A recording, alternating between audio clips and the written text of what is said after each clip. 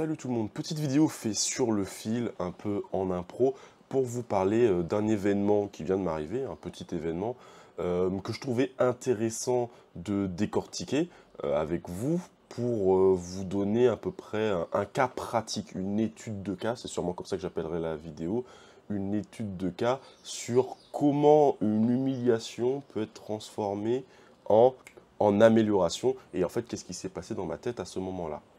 C'est vraiment un tout petit événement, c'est pas un gros truc, donc peut-être que certaines personnes vont trouver ça trivial comme événement, mais justement c'est le but, c'est pour vous montrer qu'on peut tirer des leçons de n'importe quel événement, et que n'importe quel événement, aussi petit soit-il, peut être vecteur d'amélioration.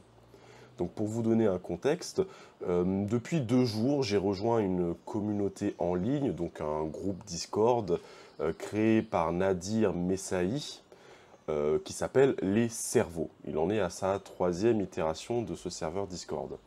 Donc c'est un groupe principalement de travail avec des masterclass, des formations, et moi j'ai pris pour commencer le plus bas palier. Et donc ce qui s'est passé aujourd'hui, c'est qu'il y avait une conférence avec Nadir, son frère, et un autre intervenant qui s'appelait Mathéo, et qui avait demandé aux deux frères de participer à sa vidéo pour YouTube. Donc les membres du groupe ont pu assister à la conférence en live, qui était très intéressante. Elle a duré 4 heures, et c'était vraiment 4 heures de pure valeur.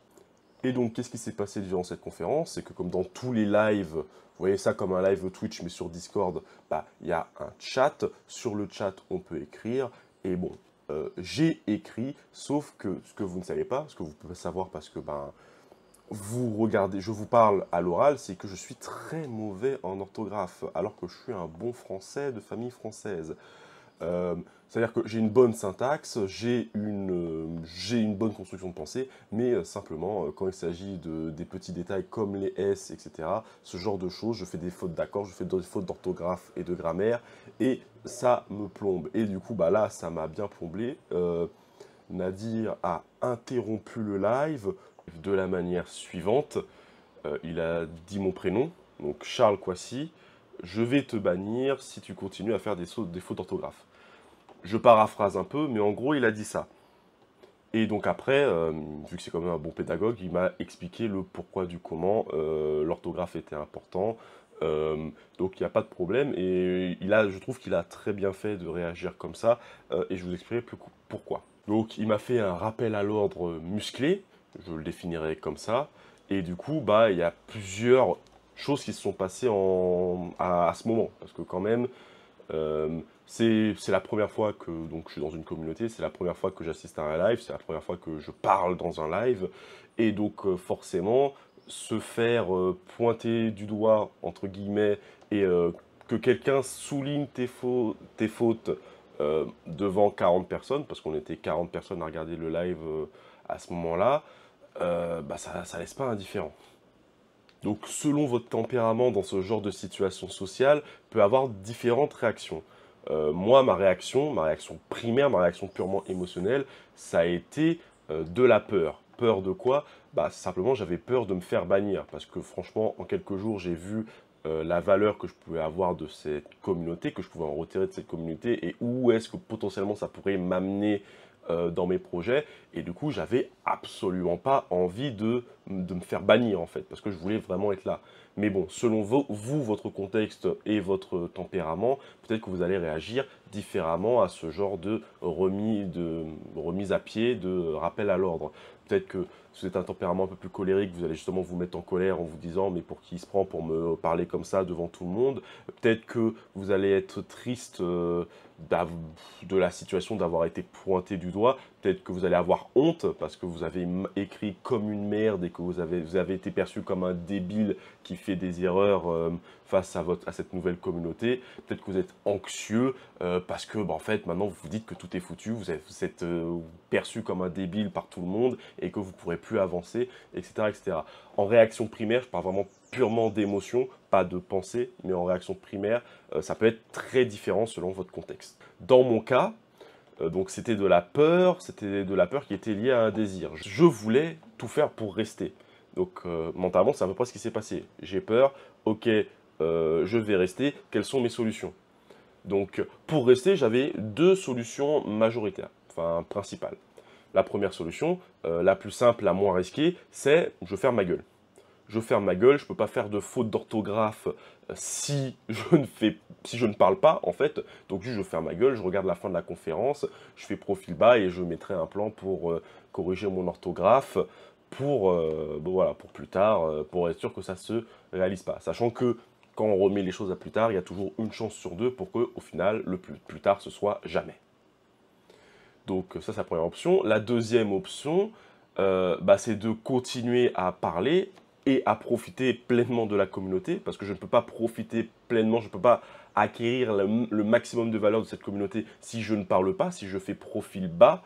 Et du coup, la solution optimale pour profiter justement de cette communauté, de profiter de cette opportunité, de cette occasion, c'est de continuer à ouvrir ma gueule, mais de me plier aux règles du jeu. C'est-à-dire que, écoute, si tu veux ouvrir ta gueule, si tu veux rester ici, il faut que tu écrives correctement. Du coup, je vais écrire correctement. Donc déjà, je vais me relire, parce qu'en vrai, c'était pas des grosses fautes, hein, c'était pas des énormes fautes, mais en orthographe, une faute est une faute. Donc écoute, j'ai fait ce que je pouvais, j'ai fait ce que j'ai fait, j'ai relu. Donc moi la partie c'était pour dire que en gros, moi c'était plus des fautes, des petites fautes, c'est-à-dire que je mettais pas un Y à la place du I, mais j'oubliais des S ou c'était des fautes d'inattention. J'ai oublié un E à un prénom, mais c'est quand même un manque de respect pour les gens qui me lisent, c'est quand même un manque de respect pour la personne que j'ai citée et dont j'ai mal écrit le nom, même si c'est pas volontaire, même si c'est dû à de l'inattention, ça reste un manque de respect et je suis pas là pour manquer de respect aux gens qui me donnent une opportunité. Donc, je me suis aligné. Je peux pas changer, on va dire, mes skills d'orthographe une conférence. Du coup, qu'est-ce que j'ai fait? J'ai fait la solution la plus pratique. J'ai ouvert un correcteur d'orthographe en ligne. J'ai repassé mes messages dedans pour être sûr de ne pas écrire de la merde et pour pouvoir encore communiquer, profiter de la communauté et ajouter aussi de l'eau au moulin. Donc voilà. Donc pourquoi je vous parle de ça? Parce que je pense que c'est un moment intéressant que beaucoup de gens, nous, on a pu vivre, ne serait-ce qu'à l'école. Tu as je sais pas, un camarade ou même le prof qui t'aligne sur une erreur que tu as faite. euh, et tu as ce genre de choix de dire, ok, est-ce que je fais le bon choix, le mauvais choix, quel choix était le meilleur pour moi? Est-ce que tu es paralysé par ton émotion? Tout ça peut arriver. Et du coup, je trouve intéressant de décortiquer ce qui s'est passé dans ma tête à ce moment-là pour peut-être que toi, tu puisses t'identifier et voir un peu la marche à suivre. C'est-à-dire que, par exemple, je trouve intéressant que à aucun moment, par exemple, moi, à aucun moment, j'ai eu honte, mais c'est vraiment une honte primaire. C'est à aucun moment, dans ma tête, je me suis dit, oh mon Dieu, qu'est-ce que les autres vont penser de moi? Ah mon Dieu, je vais paraître pour un con, etc. Non, à ce niveau-là, j'étais très égoïste, très auto-centré, très géocentré sur moi-même, enfin barycentré sur moi-même, à me dire, merde, j'ai fait une erreur, on a mis à jour un manque de compétences de ma part, cette compétence est importante, qu'est-ce que je peux faire pour améliorer cette compétence? Est-ce que je l'améliore maintenant? Est-ce que je l'améliore plus tard? Tu vois, ça, c'est mon mindset. Ça, c'est dû à mon contexte, à mon éducation, à mon vécu, à la façon dont je vois le monde. C'est comme ça que j'ai réagi. Toi, peut-être que tu réagis autrement. Et la première étape pour, si, je sais pas, si tu trouves que ma réaction était la bonne et que j'ai eu raison de le faire et que tu voudrais faire la même chose, c'est déjà de comprendre comment ça se passe. Et si au contraire, tu trouves que, je sais pas, j'aurais dû hurler, que j'aurais dû m'indigner, m'imposer parce qu'il n'avait pas à me parler comme ça ou me mettre à m'aligner devant tout le monde ou faire autrement, euh, peut-être aussi, mais on n'a pas les mêmes tempéraments. Moi, ce que j'ai fait, je trouve que pour moi, pour mon caractère, c'était la bonne solution. Ce ne sera pas la bonne solution de tout le monde. Mais que tu sois d'accord avec ce que j'ai fait ou que tu t'en rapproches et que tu ne sois pas d'accord avec cette façon de fonctionner, la clé, c'est de comprendre pourquoi tu réagis comme ça, de dérouler le processus émotion, pensée, action, et de comprendre sur quoi tu peux agir. Généralement, on ne peut pas agir sur son émotion. J'ai eu peur de me faire bannir, je ne pouvais pas faire disparaître cette peur comme ça. En plus, la peur, même une fois que j'ai continué à écrire, quand j'écrivais, j'avais la goutte de sueur, hein, parce que je me suis dit, putain, une faute d'orthographe, un S qui est pas là, je me fais bannir, toi, il me dégage, tu vois. Donc la peur est toujours là, et je ne peux pas la changer, ça. Par contre, je peux choisir ce que je fais, tu vois, je peux choisir par rapport à cette peur, cette peur elle est légitime parce que le risque est légitime, mais ma pensée c'est le risque en vaut la chandelle. C'est-à-dire que si je me fais bannir, ok, ce sera une leçon. Parce qu'en fait, là, j'ai compris que en même pas, quoi, même pas 5 minutes, ça s'est passé. J'ai compris en 5 minutes l'importance de l'orthographe, la lacune que j'avais, les conséquences concrètes, c'est-à-dire que le fait d'être mauvais en orthographe, de ne pas faire attention à comment j'écris, va impacter négativement, et peut impacter négativement ma vie, au point que des gens qui sont sensibles par rapport à ça peuvent me bannir, et que ça a une importance pour des gens. Quelque chose que je n'avais pas compris, parce que personne, en fait, c'est même pas de l'explication, personne me l'avait démontré aussi factuellement, en fait. Et c'est toute la valeur de ce genre d'expérience. Et c'est pour ça que je parle d'humiliation, parce que bon, j'ai eu honte, c'était en public quand même, voilà, je suis humain, il y a eu beaucoup de peur, c'était la plus forte émotion, mais il y a eu de la honte et aussi de la culpabilité, parce que j'ai j'ai dégueulassé le nom d'un auteur que j'adore, parce que on demandait le nom de l'auteur, j'ai voulu le citer pour lui donner du crédit, et au final, en fait, mon incompétence salit un peu son nom que j'ai mal éplé, tu vois. Donc c'est pour ça que je parle de manque de respect. Mais voilà, c'est ce genre d'expérience, en fait, auquel il faut faire attention. Parce que on peut se faire paralyser. J'aurais pu être paralysé par ma peur et me dire, oh putain, faut vraiment que je parle pas. Ce qui aurait été une solution enviable si la peur était vraiment trop grande. Ça aurait été une solution qui marche parce que j'aurais quand même pu profiter de la conférence, profiter de toutes les choses qui ont été dites, des 2, 3 autres heures qui restaient. J'aurais quand même pu profiter de la conférence, mais j'aurais loupé l'occasion de m'améliorer, bah, de faire preuve de courage, parce que c'était clairement un choix courage lâcheté, c'est j'ai peur. Donc quand tu ressens la peur, c'est soit tu es courageux, tu affrontes la peur, soit tu suis ta peur et tu es lâche. Là, si j'avais fermé ma gueule et que j'avais juste regardé, ça aurait été un comportement de lâche. Est-ce que je veux m'identifier comme quelqu'un de lâche? Non. Donc du coup, bah écoute, la situation courageuse, c'est de faire ce qu'il faut. Et encore une fois, le courage, c'est pas simplement euh, de continuer à parler et d'être encore plus insolent, de faire encore plus de fautes pour provoquer. Tu vois, non, c'est pas ça le courage. C'est pas de l'insolence, c'est pas de la provocation. Le courage, c'est ok, j'ai peur de parler parce qu'il y a un risque que je me fasse ban. Euh, je vais quand même y aller parce que bah, pour moi, l'expression orale, c'est important. Et que bah, faut que je m'améliore, tu vois. C'est pas en fuyant, c'est pas en baissant la tête que je vais m'améliorer sur mon orthographe. Le seul moyen pratique de voir si je peux améliorer mon problème d'orthographe, c'est justement de parler dans le chat. Parce que lui, vu qu'il m'a vu, il connaît mon blaze, là je suis encore dans sa tête. Si je fais la moindre petite faute, même si elle est moins grave que la première, il va m'allumer, il va me dégager, tu vois. Il va m'allumer et me dégager. Et du coup, s'il m'allume et qu'il me dégage, c'est-à-dire que ça veut dire que même si je fais attention, je suis trop couillon pour ne pas faire de faute d'orthographe, tu vois. Et du coup, auquel cas, bah, je suis pas digne d'être dans une communauté pareille, en fait, tu vois. C'est si je suis même pas foutu de causer correctement, de parler correctement à des gens qui sont plus hauts que moi, ils ont pas à me donner l'heure. C'est normal, c'est logique, en fait. Tu vois. Donc, et auquel cas, il faudrait que je retravaille sur mon orthographe, sur comment je m'adresse aux personnes, avant de oser peut-être revenir sur le même groupe ou un autre groupe pour faire ce que je voulais faire à la base, tu vois. Donc voilà, je voulais pas faire ce partage d'expérience. J'espère que ça t'aura été utile et que ça a pu être un bon exemple sur qu'est-ce qui se passe dans des interactions sociales, comment ça se passe dans la tête, au niveau des émotions, etc. C'est vrai que j'ai fait beaucoup d'hypothèses cachées que j'ai pas forcément expliquées. Par exemple, pour moi, les émotions sont la base de toute action. C'est-à-dire que avant même de penser, avant d'agir, tu as une émotion. Et généralement, les erreurs qu'on fait, c'est quand tu passes de émotion à action et que tu n'es pas passé par ton cerveau, tu vois. C'est vraiment, si tu veux, le schéma, c'est tu as ton cœur, tu as l'émotion.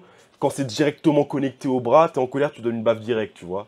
On va dire un processus sain, un processus idéal, c'est tu as une émotion, elle passe par là d'abord, tu la remets en question, tu vois, tu poses, tu dis, ok, j'ai ressenti ça, est-ce que j'ai raison de ressentir ça? Est-ce que l'émotion est légitime? Oui ou non? Pourquoi je ressens ça? Est-ce que la raison pour laquelle je ressens cette émotion est bonne ou pas? Et quand tu as l'habitude, c'est très très rapide. Là, c'est lent parce qu'il faut que je t'explique, il y a un côté didactique, je décompose le truc. Mais vraiment, en fait, ça se fait peut-être en 1 seconde ou 2 secondes parce que tout ça va très vite. Tu as l'émotion, bam, tu t'identifies, quand tu as peur, t'identifies direct pourquoi tu as peur. Tu vois, s'il y a un animal devant toi qui va te défoncer, t'as pas besoin de te poser la question 10 secondes pour savoir pourquoi tu as peur. Tu vois ce que je veux dire? Donc quand c'est des émotions fortes, généralement, l'objet de la peur ou la situation qui est liée à cette émotion est toujours très évidente. Donc maintenant, le travail, c'est juste de ne pas agir tout de suite, de se demander si c'est légitime, de reconnaître que tu as déjà cette émotion, de ensuite savoir si elle était légitime, et ensuite quelle est l'action. Parce que chaque émotion t'incite à une action.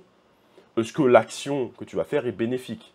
Alors si tu avais ressenti de la colère dans ma situation par exemple, tu aurais pu te dire vas-y je vais l'enclencher, mais vu que tu es intelligent et que tu réfléchis et que tu décortiques tes émotions, tu te dis attends, si je l'enclenche là, je vais perdre beaucoup pour pas grand chose de gain. C'est-à-dire que je vais me faire virer, je vais me faire stigmatiser. Tous les gens qui seront dans ce Discord, ils vont me retenir mon blaze, ma tête, et si je veux, ça va peut-être me couper des opportunités intéressantes. Tout ça pour la satisfaction de gueuler, on va dire, 10 secondes en tapotant sur ton clavier et en te mettant en colère, tu vois.